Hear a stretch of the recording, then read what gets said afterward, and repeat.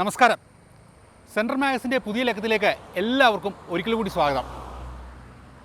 പ്രതിഭയും പ്രതിഭാസവുമായിരുന്ന സംവിധായകൻ പത്മരാജൻ്റെ ഏറെ ചർച്ച ചെയ്യപ്പെട്ട ഒരു ചിത്രമുണ്ട്, കള്ളൻ പവിത്രൻ. കള്ളൻ പവിത്രൻ എന്ന ചിത്രത്തിൽ നെടുമുടി വേണുവാണ് പവിത്രനായി അഭിനയിക്കുന്നത്. ഈ മോഷ്ടിച്ച സാധനങ്ങളുമായി ഒരു പാത്രക്കടയിൽ ചെല്ലുമ്പോൾ അന്തം വിട്ട് നിൽക്കുകയാണ് നെടുമുടി വേണു.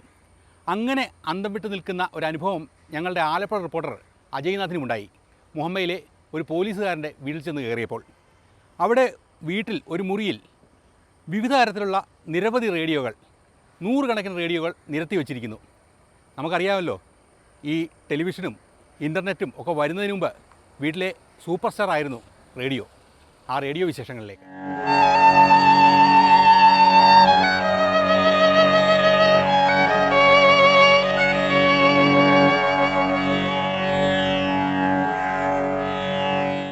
അതൊരു കാലം.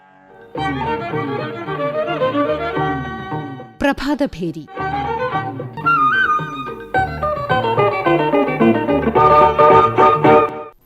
G വേഗതയിലേക്ക് കുതിക്കുന്ന കണക്ടിവിറ്റിയുടെ തോളത്തിരുന്ന് കുതിച്ചുപായുന്ന വിനോദവിനിമയ മേഖലയുടെ അപ്പുറത്തേക്കരയിൽ ലോകത്തെ പിടിച്ചുകെട്ടി ശ്രോതാക്കളിലേക്ക് എത്തിച്ച ഒരാൾ വിശ്രമിക്കുന്നുണ്ട്. റേഡിയോ.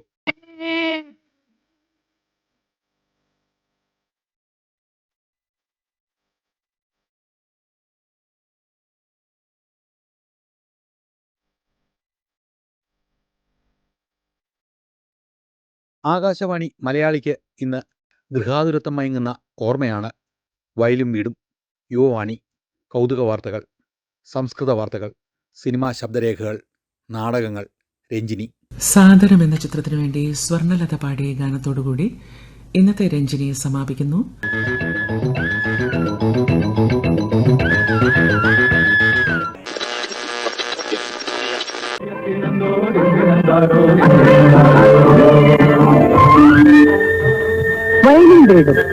ഏതു കവിത പാടണം നിൻ ചേതനയിൽ മധുരം പകരാൻ, എങ്ങനെ ഞാൻ തുടങ്ങണം നിൻ സങ്കൽപ്പം തീലി വിടർത്താൻ. അങ്ങനല്ലേ? ശരി. നേരെ കത്തിരിക്കാണത് അങ്ങനല്ലേ? ശരി. ഞങ്ങളെ മറന്നിട്ടില്ലെന്ന വിശ്വാസത്തോടെ എഴുതട്ടെ. ആരെയും യുവായി മറക്കാറില്ല. ജോർജ് ഓർവെലിന്റെ ദ മൈസർ എന്ന കഥയുടെ നാടകാവിഷ്കാരം സമാപിക്കുന്നു.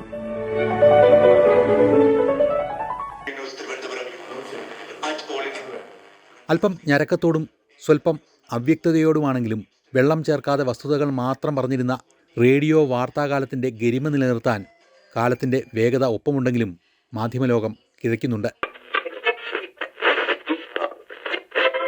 भारत की प्रधानमंत्री इंदिरा गांधी की आज हत्या हो गई. वे मेरी ही मां नहीं, वे देश भर की मां थी. उन्होंने अपने रक्त की अंतिम बूंद तक देश की सेवा करी. ശ്രോതാക്കളുടെ അഭിരുചിക്കനുസരിച്ച് വിഭവങ്ങൾ മനസ്സറിഞ്ഞ് വിളമ്പുകയും ആസ്വാദകർ സംതൃപ്തിയോടെ നുകരുകയും ചെയ്ത ആ കാലത്തിൻ്റെ ശേഷിപ്പുകൾ സൂക്ഷിക്കുകയാണ് ആലപ്പുഴ മുഹമ്മ സ്വദേശി സനകദേവ്.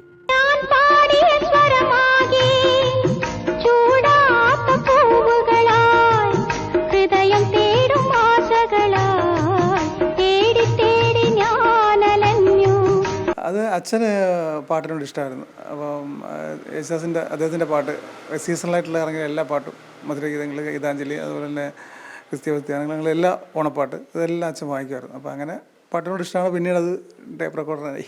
ആലപ്പുഴ പോലീസ് കൺട്രോൾ റൂമിലെ ഗ്രേഡ് SI ആയി ജോലി ചെയ്യുന്ന സനകദേവിൻ്റെ പാട്ടുകളോടുള്ള ഇഷ്ടമാണ് റേഡിയോകളോടുള്ള പ്രണയമായി മാറിയത്. സനകദേവിൻ്റെ അച്ഛന് സംഗീതത്തോടുണ്ടായിരുന്ന കമ്പം മകനിലേക്ക് പകരുകയായിരുന്നു. കാലത്തിൻ്റെ സഞ്ചാരത്തിൽ റേഡിയോകൾ തേടി സ്വന്തമാക്കുന്ന ഹോബിയിലേക്ക് അത് വഴിമാറി. ഇന്ന് കാണാൻ സാധിക്കാത്ത, വിപണിയിൽ ലഭ്യമല്ലാത്ത എണ്ണമറ്റ റേഡിയോകളുടെ ശേഖരം മുഹമ്മയിലെ സൗവർണികയിലുണ്ട്. വൈൻഡപ്പ് റേഡിയോ മുതൽ വാൽവ് റേഡിയോ വരെ 300ഓളം വ്യത്യസ്ത റേഡിയോകൾ. റേഡിയോ എന്ന് പറയുന്നത് വാൽവ് റേഡിയോ ഉണ്ട് കേട്ടോ. ഈ വാൽവ് റേഡിയോ ഒരെണ്ണമുണ്ട്. അത് ഒരെണ്ണം സർവീസ് ചെയ്യാൻ കൊടുത്തിരിക്കുകയാണ്. ഒരെണ്ണം അതിൻ്റെ സർവീസ് കൊണ്ട് വെച്ചിട്ടുണ്ട്. അപ്പോൾ അതിൻ്റെ കേസ് ഉച്ചൂത്തിപ്പോയതാണ്, ഉറഞ്ഞു പോയി. കാരണം പഴയ എല്ലാം തടിയുടെ അല്ലേ. അപ്പോൾ അതുകൊണ്ട് അത് കുറേ നാളുമ്പോഴത്തേക്ക് സൂക്ഷിച്ചില്ലെങ്കിൽ അത് പോകും. അപ്പോൾ അങ്ങനെ ഉച്ചൂത്തിപ്പോൾ അതിൻ്റെ ഫ്രെയിം ചേസ് മാത്രമാണ്, സ്പീക്കർ, അതിൻ്റെ ബോർഡ്, വാൽവ് എല്ലാം ഉണ്ട്, വർക്കിംഗ് ആണത്.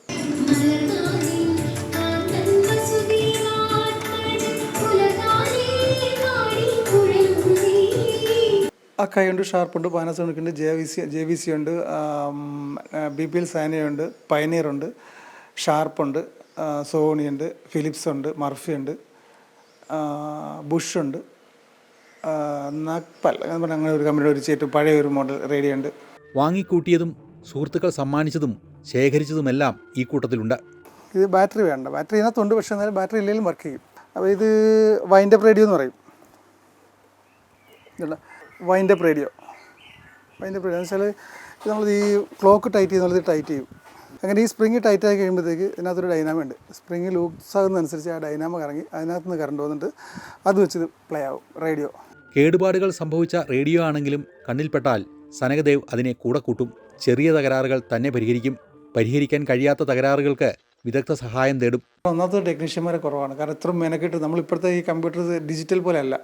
ഇത് ഓരോ പാർട്ടും അതിൻ്റെ എനിക്ക് മെക്കാനിക്സ് അറിയില്ല, എന്നാലും കണ്ട് പഠിച്ച് മനസ്സിലാക്കിയ കാര്യങ്ങൾ വെച്ച് നോക്കുമ്പോഴത്തേക്ക് ഓരോന്ന് ചെക്ക് ചെയ്ത് എവിടെയാണ് അതിൻ്റെ ഫോൾട്ടെന്ന് കണ്ടുപിടിച്ച് നോക്കാനുള്ള ക്ഷമയോടുകൂടി സമയം വേണം.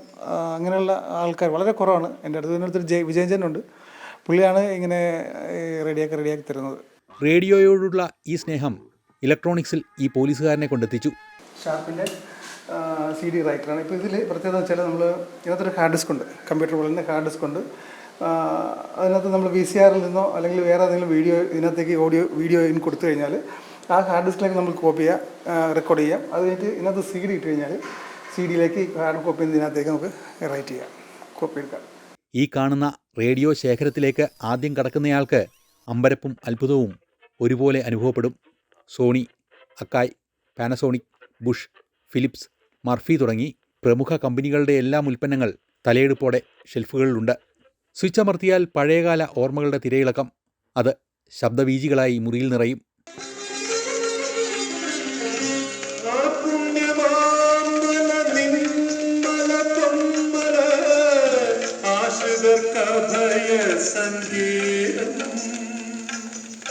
അടുക്കളയുടെയും ഷെൽഫിൽ പാത്രങ്ങൾക്ക് പകരം ഇടം പിടിച്ചിരിക്കുന്നത് പലതരത്തിലുള്ള റേഡിയോകൾ.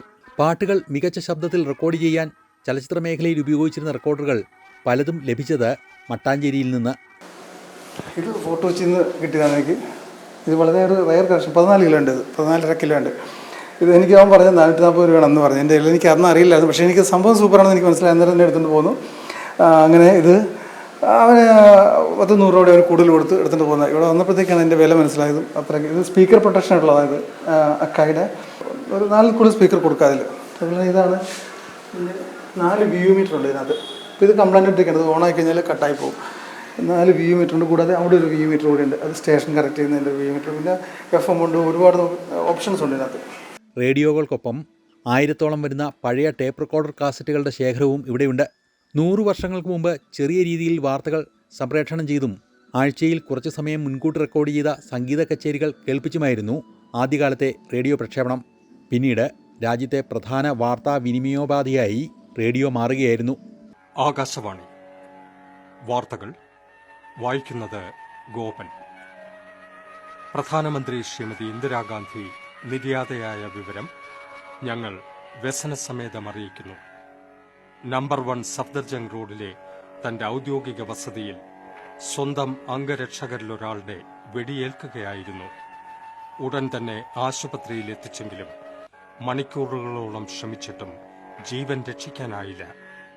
അങ്ങനെ ഇന്ദിരാ പ്രിയദർശിനി കഥാവശേഷയായി. 1936 ഓൾ ഇന്ത്യ റേഡിയോ സ്ഥാപിതമായത്. ഇന്ത്യയുടെ സ്വാതന്ത്ര്യാനന്തര ചരിത്രത്തിലും യുദ്ധകാലത്തും ദേശീയ ദുരന്ത സമയങ്ങളിലും ആളുകളെ വിവരങ്ങൾ അറിയിക്കുന്നതിൽ റേഡിയോ പ്രധാന പങ്കുവഹിച്ചു. भाइयों और बहनों, राष्ट्रपति जी ने आपातकाल की घोषणा की है. इससे आतंकित होने का कोई कारण नहीं है. आप सभी गहरे और व्यापक षड्यंत्र से अवगत होंगे जो उस समय से रचा जा रहा है जब से मैंने भारत के जनसाधारण के लाभ के लिए कुछ प्रगतिशील उपाय करने शुरू किए. प्रजातंत्र के नाम पर प्रजातंत्र के काम को ही नकारने की कोशिश की जा रही है. മാധ്യമ സ്വാതന്ത്ര്യം ചവിട്ടിമെതിക്കപ്പെടുകയും ജുഡീഷ്യറിക്ക് വിലങ്ങണിയിക്കുകയും ചെയ്ത അനീതിയുടെ ഇരുണ്ട കാലഘട്ടമായിരുന്നു അടിയന്തരാവസ്ഥയെന്ന് കേന്ദ്ര ആഭ്യന്തരമന്ത്രി അമിത് ഷാ. പുതുതലമുറ അടിയന്തരാവസ്ഥയെക്കുറിച്ച് മനസ്സിലാക്കണമെന്നും ജനാധിപത്യത്തിന് വേണ്ടി പോരാടിയ ലക്ഷക്കണക്കിന് മനുഷ്യരുടെ ത്യാഗത്തെ അനുസ്മരിച്ചുകൊണ്ട് അദ്ദേഹം പറഞ്ഞു. കാറുകളിലും മൊബൈൽ ഫോണുകളിലും FM സ്റ്റേഷനുകൾ സജീവമാണെങ്കിലും റേഡിയോ പതിയെ കാലത്തിന് വഴിമാറിയിരിക്കുന്നു. ഒരു കാലത്ത് വിനോദലോകം അടക്കി ഭരിച്ച റേഡിയോകളും ടേപ്പ് റെക്കോർഡറുകളും കാഴ്ചകളിൽ നിന്ന് പതിയെ പിൻവാങ്ങിയിരിക്കുന്നു. അതുകൊണ്ട് തന്നെ പുരാവസ്തു മൂല്യം കൈവരിക്കുന്ന തൻ്റെ ശേഖരം കേടുപാടുകളകറ്റി വൃത്തിയായി അടുക്കി സൂക്ഷിക്കണമെന്നാണ് സനകദേവിൻ്റെ ഭാവി റിട്ടയർമെൻ്റ് ആഗ്രഹം.